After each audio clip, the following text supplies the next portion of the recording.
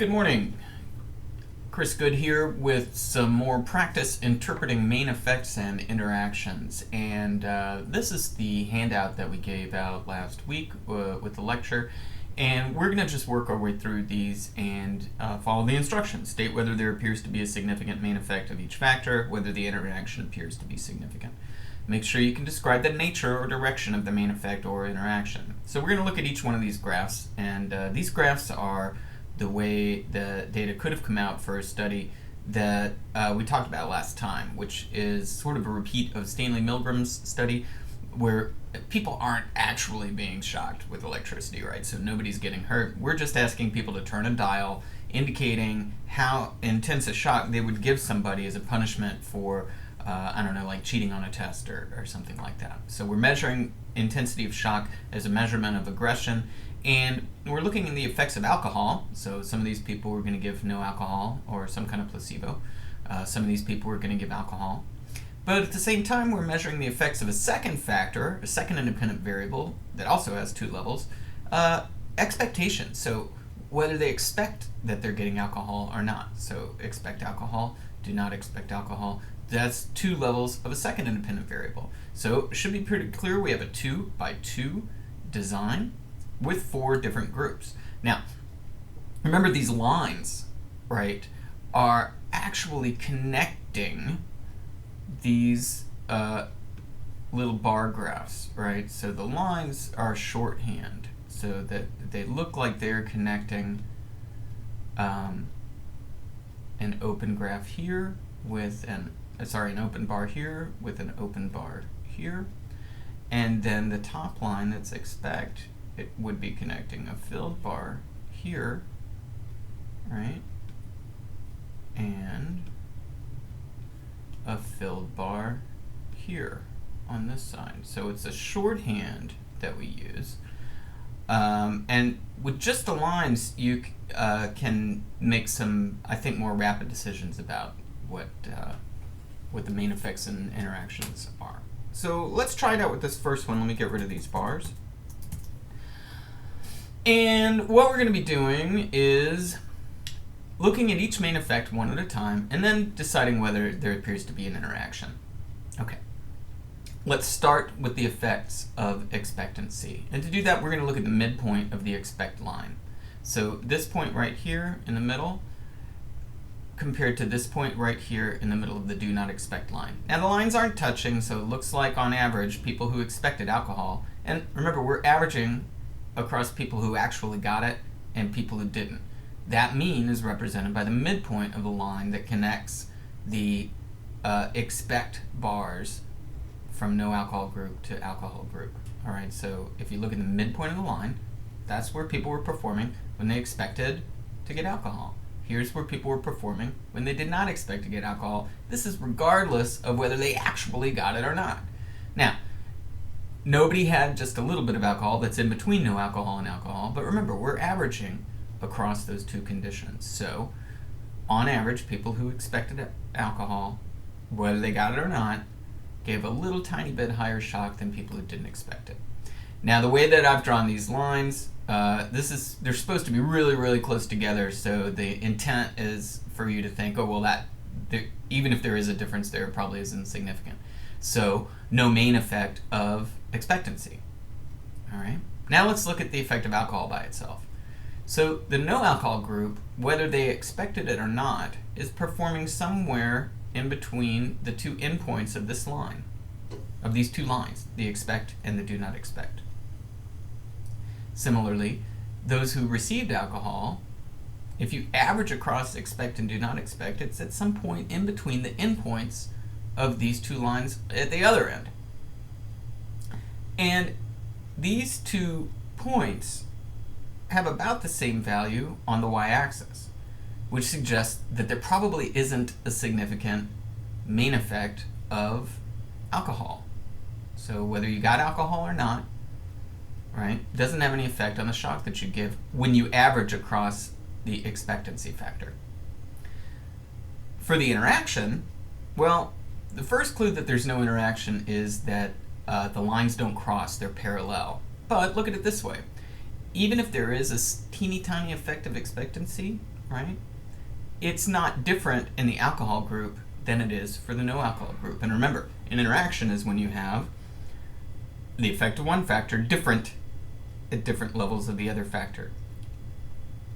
And we already said that the expectancy effect was not significant. But whatever difference there is here, even though it's not significant, it's not any different here than it is here, so no interaction. Let's go on to the next one.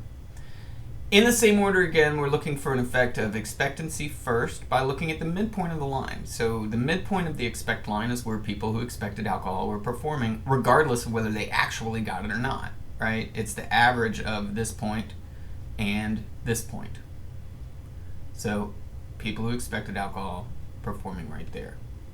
People who didn't expect alcohol are giving, on average, a less intense shock. So if you look at just the difference between the whole lines, or rather the midpoint of the line here versus here, it's quite obvious that people who expected alcohol gave a more intense shock regardless of whether they actually got it or not. So we're averaging across this other factor. We're only looking at, did you expect it or did you not? So the nature of the main effect of expectation is people who expected to get alcohol gave a more intense shock than people who didn't. That's it. Now let's look at the main effect of alcohol. So if we want to know what did alcohol do, regardless of whether they expected or not, you got to look at the point in between these two endpoints down here. So people who got alcohol, they're performing right there in between these two endpoints. People who didn't get alcohol, right there in between those two endpoints. So these two have the same values on the y-axis, suggesting there's not really a main effect of whether they got alcohol or not, regardless of whether they expected it. So main effect of expectancy, no main effect of alcohol. Interaction, no, the lines are parallel. But also, we did have a significant main effect of expectation this time, right? People who expected to get alcohol, whether they got it or not, gave a higher shock than people who didn't. Is that effect of expectation different when they got alcohol than when they didn't? No. So the difference between these two points here and here is the same as the difference between these 2 points here and here. So we don't have an interaction. It's not the case that the effects of expectation are different at different levels of this other factor.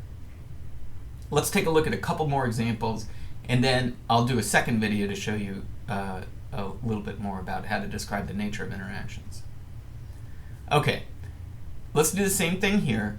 Expect versus do not expect. So do not expect is actually labeling this lower line, expect is labeling this upper line. So to look at the effect of expectation, we need to look at the midpoint of the line right there, expect, and the midpoint of the lower line, do not expect, right there. They're really close together, which suggests there's no main effect of expectation. This is kind of weird though, because in the expect group, right, we actually have two subgroups. People who expected alcohol and got it, and people who expected alcohol and didn't get it. And nobody kind of had like a little bit of alcohol, like somewhere in between no alcohol and alcohol. But on average, right, people who expected alcohol are performing at this level, right in the middle of the expect line. But that's averaging people who gave a small shock, who expected alcohol and didn't get it, and people who gave a large shock, who expected alcohol and did get it. But the midpoint is right in between. Same with do not expect. People who didn't expect it and didn't get it gave a low shock. People who didn't expect it and did get it gave a high shock, but on average their performance is in between. And there's no real difference between these two. Expect, do not expect, so no main effect of expectation. Okay, let's look at the main effect of alcohol.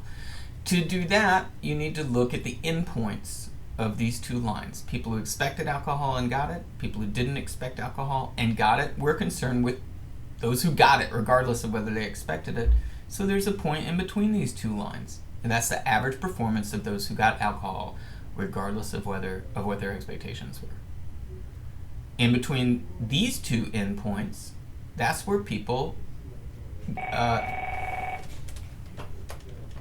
who did not get alcohol were performing.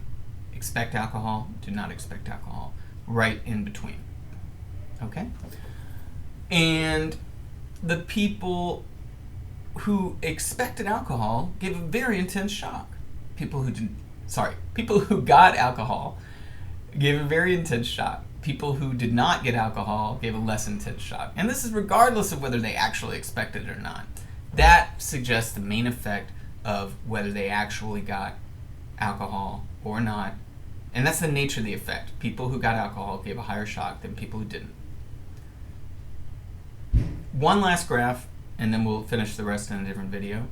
Main effect of expectation, look at the midpoints of the line.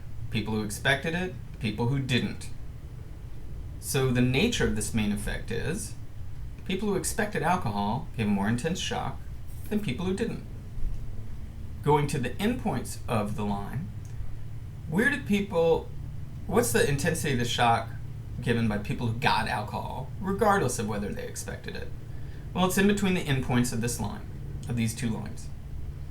For no alcohol, they're performing right here. This point is higher than this point in between these two lines. And that's the nature of the main effect of alcohol by itself. Alcohol, no alcohol. Alcohol increases the intensity of the shock that you give. Interaction? No. And there wasn't one over here either, because the lines are parallel. But also, is this expectancy effect different when you get alcohol than when you don't? No. It's not different. So the magnitude of this effect doesn't depend on the other factor. In the next film, we'll take a look at how to describe the nature of some interactions. We'll see you then.